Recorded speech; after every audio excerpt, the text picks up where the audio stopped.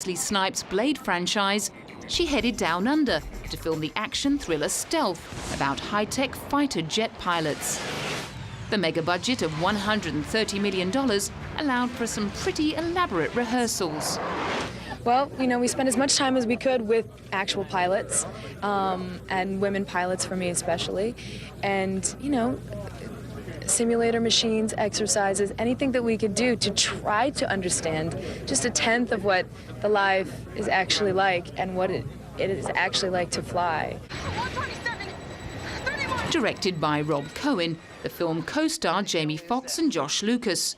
Although none of them were able to prevent Stealth from being shot down at the box office, Jessica hoped that women would come away from watching the film with a positive message. If I can portray a strong, smart, athletic woman that does a cool job, that's as smart as all the men, and, maybe even smarter, how great. How great that maybe I can inspire somebody to choose this as a profession or feel confident about themselves and feel secure about being a woman. I mean, I think it's really good, and I mean, it's fun to play that for me. It's fun to be in the middle of this boys' club with these guys and be able to hold my own. I enjoy that. Although both Blade Trinity and Stealth tanked, Jessica's star was definitely on the rise. In 2006, she not only won a Hollywood Life Breakthrough Award, she was also named the sexiest woman alive by Esquire magazine. At the premiere of her next major film, The Illusionist, she spoke about the love scenes with Ed Norton that helped win her the honor. They're perfect for the film. It's very sophisticated and classy. You think you see something, but you don't. That's the most intriguing type of love scene. After all the smoke and mirrors of The Illusionist, Jessica took another turn as a member of the US military.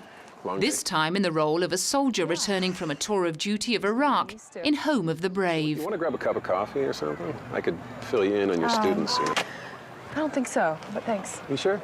There's some kids in there. Yeah, you could no, probably... I'm sure. Okay. I got it. I got this. It's trying to help. I know, but I got it. During her last mission, her unit is ambushed, causing both physical and psychological injuries. The gritty realism of the drama that co-starred Samuel L. Jackson and Brian Presley taught Jessica a lesson about the unseen ravages of war. Why take the Army 6 weeks to set the medical for my discharge? Then they cancel it and they reschedule it and they cancel it again?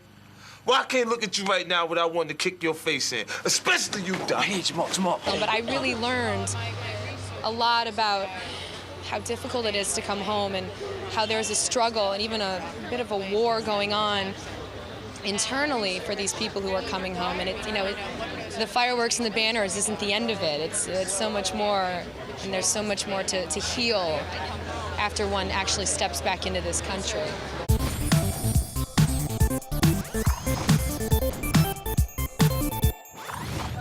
Despite becoming one of the hottest young stars in Hollywood after her scene-stealing turn as the bitchy assistant in The Devil Wears Prada, Emily Blunt is under no illusions about the challenges of making it as an actress. I think it's harder for women. I think that men sort of rule the roost, and women sometimes have to overcompensate to get there and be overly ambitious just to get noticed and to get their voices heard.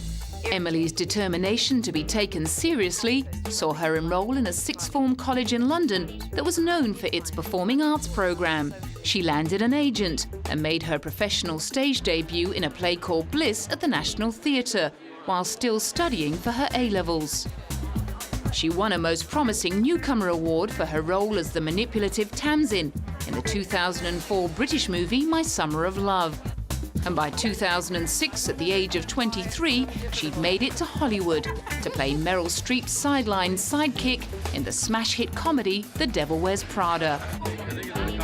Despite being a Tinseltown rookie, she grabbed hold of the opportunity with both hands and persuaded director David Frankel to let her make the character British. The story goes that she and co-star Stanley Tucci challenged each other to see who could act most over the top. Stanley later admitted that Emily won the bet hands down.